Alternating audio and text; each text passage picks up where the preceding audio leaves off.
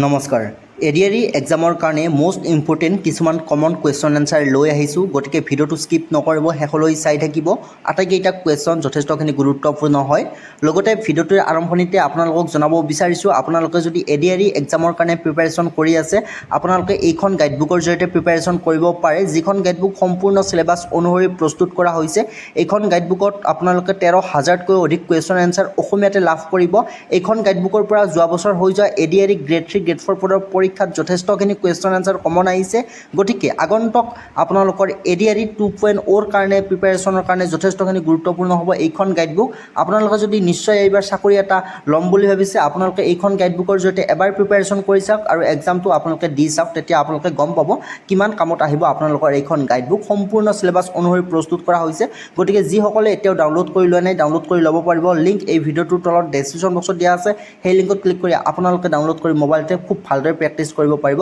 So বেছি পলম নকৰি ভিডিঅ'টো আৰম্ভ কৰিছোঁ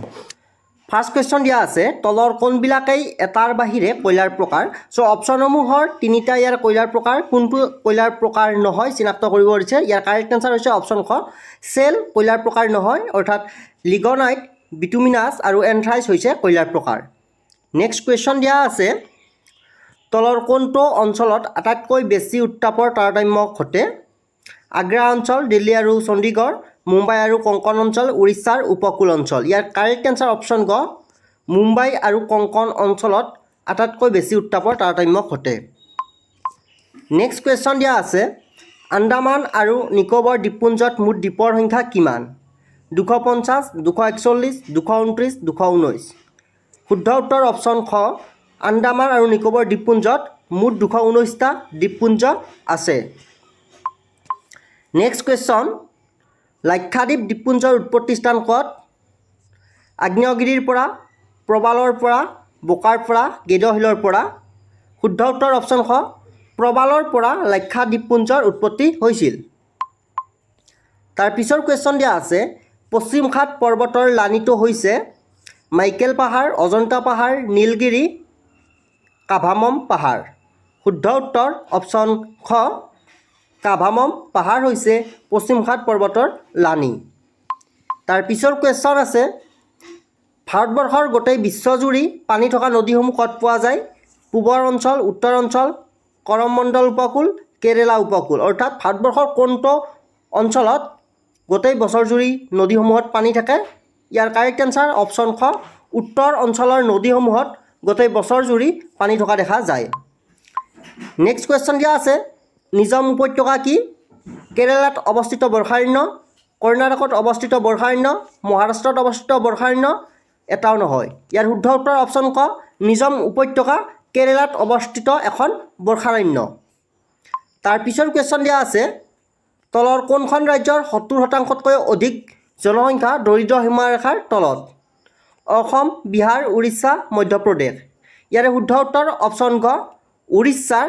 70%তকৈ অধিক জনসংখ্যা দৰিদ্ৰ সীমাৰেখাৰ তলত বসবাস কৰে তাৰ পিছৰ কুৱেশ্যন আছে ভাৰতত ধান খেতিৰ বাবে প্ৰয়োজনীয় বৰষুণৰ পৰিমাণ কিমান 200 চেণ্টিমিটাৰ 100 চেণ্টিমিটাৰ 300 চেণ্টিমিটাৰ 50 চেণ্টিমিটাৰ ইয়াৰে শুদ্ধ উত্তৰ অপশ্যন খ 100 চেণ্টিমিটাৰ হৈছে ভাৰতত ধান খেতিৰ বাবে প্ৰয়োজনীয় বৰষুণৰ পৰিমাণ নেক্সট কুৱেশ্যন মাউণ্ট এভাৰেষ্ট ক'ত অৱস্থিত উত্তৰ প্ৰদেশ নেপাল ভূটান ছিকিম শুদ্ধ উত্তৰ অপশ্যন খ নেপালত মাউণ্ট এভাৰেষ্ট অৱস্থিত তৃতীয় আৰু চতুৰ্থ শ্ৰেণীৰ বাছনি পৰীক্ষাৰ কাৰণে ইয়াতে আপোনালোকে লাভ কৰিব ইংলিছ এছামিজ জেনেৰেল এৱাৰনেছৰ ভিতৰত geography polity economics history sports culture government scheme current জিকেৰ লগতে বিভিন্ন ধৰণৰ ইম্পৰ্টেণ্ট কুৱেশ্যন এনচাৰ লগতে মেথমেটিক্সৰ আপোনালোকে যিখিনি বেছিক নলেজ হয় সেই নলেজখিনি এই গাইডবুকখনত লাভ কৰিব আগন্তুক এক্সামৰ কাৰণে যথেষ্টখিনি উপকৃত হ'ব পাৰিব লগতে এছাম গভৰ্ণমেণ্টৰ বিভিন্ন ৰিকুৱাৰমেণ্ট এক্সামৰ হৈ যোৱা পৰীক্ষাসমূহত ভালেখিনি কুৱেশ্যন এনচাৰ ইয়াৰে পৰা কমন পৰিছে গতিকে আগন্তুক এক্সামৰ কাৰণে আপোনালোকে যথেষ্টখিনি লাভান্বিত হ'ব পাৰিব ডাউনলোড লিংক ডিছক্ৰিপশ্যন বক্সত দিয়া আছে সেই লিংকত ক্লিক কৰি আপোনালোকে ডাউনলোড কৰি ল'ব পাৰিব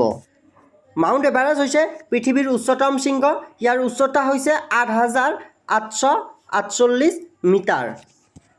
নেক্সট কুৱেশ্যন আছে কাবেৰী নদী উৎপত্তি হৈছিল পানেৰী পাহাৰৰ পৰা ব্ৰহ্মগিৰি পাহাৰৰ পৰা কাৰ ফাৰ্ম পাহাৰৰ পৰা নীলামালাই পাহাৰৰ পৰা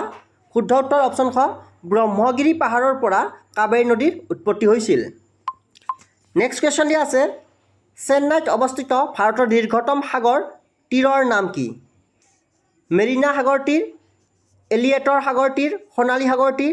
জুহু সাগৰ তীৰ। শুদ্ধ উত্তৰ অপশ্যন ক মেৰিনা সাগৰ তীৰ। নেক্সট কুৱেশ্যন দিয়া আছে ভাৰতৰ উত্তৰ পূব মৌচুমী বতাহৰ ফলত বৰষুণ হয় গ্ৰীষ্মকালত, শীতকালত, শৰৎকালত, বসন্তকালত। অৰ্থাৎ ভাৰতৰ উত্তৰ পূব মৌচুমী বতাহৰ কাৰণে কেতিয়া বৰষুণ হয়? শুদ্ধ উত্তৰ অপশ্যন খ শীতকালত বৰষুণ হয় ভাৰতবৰ্ষত উত্তৰ পূব মৌচুমী বতাহৰ কাৰণে বৰষুণ হয়। নেক্সট কুৱেশ্যন আছে তলৰ কোনটো ৰাষ্ট্ৰীয় ঘাইপথ আটাইতকৈ দীঘল? শ্ৰীনগৰৰ পৰা কন্যাকুমাৰী, আগ্ৰা মুম্বাই, চেন্নাই থানে, পুনে মছলিপট্টম। ইয়াৰ শুদ্ধ উত্তৰ হৈছে অপশ্যন ক শ্ৰীনগৰ কন্যাকুমাৰী ৰাষ্ট্ৰীয় ঘাইপথটো আটাইতকৈ দীঘল। নেক্সট কুৱেশ্যন আছে ভাৰতৰ কোনখন ৰাজ্যক মছলাৰ বাগিচা বুলি কোৱা হয়? কেৰেলা, অসম, কৰ্ণাটক, হিমাচল প্ৰদেশ। ইয়াৰ শুদ্ধ উত্তৰ অপশ্যন ক কেৰেলাক ভাৰতৰ মছলাৰ বাগিচা বুলি কোৱা হয়। নেক্সট কুৱেশ্যন আছে ভাৰত মহাসাগৰৰ সৰ্ববৃহৎ বদ্বীপ কোনটো? Sri Lanka, Andaman, Madagascar, Mauritius. শুদ্ধ উত্তৰ অপশ্যন ক মাডাগাস্কাৰ হৈছে ভাৰত মহাসাগৰৰ সৰ্ববৃহৎ বদ্বীপ। নেক্সট কুৱেশ্যন দিয়া আছে তলৰ কোনখন ঠাইত কয়লাৰ সম্ভাৱনীয়তা আটাইতকৈ বেছি? সুবৰ্ণ উপত্যকা, সুৰমা উপত্যকা, সোণ উপত্যকা, মাহী উপত্যকা। চ' ইয়াৰ শুদ্ধ উত্তৰ অপশ্যন ক সোণ উপত্যকাত কয়লাৰ সম্ভাৱনীয়তা আটাইতকৈ বেছি। চ' আজিৰ ভিডিঅ'টো আমি এইখিনিতে কৰিছোঁ। ভিডিঅ'সমূহ যদি চাই ভাল পাইছে নিশ্চয় লাইক কৰিব, আপোনাৰ বন্ধুসকলৰ লগত শ্বেয়াৰ কৰিব, লগতে আপোনালোকে PDF গাইডবুকখন ডাউনলোড কৰি ল'ব পাৰিব। ডাউনলোড লিংক ডিছক্ৰিপশ্যন বক্সত দিয়া আছে। ধন্যবাদ।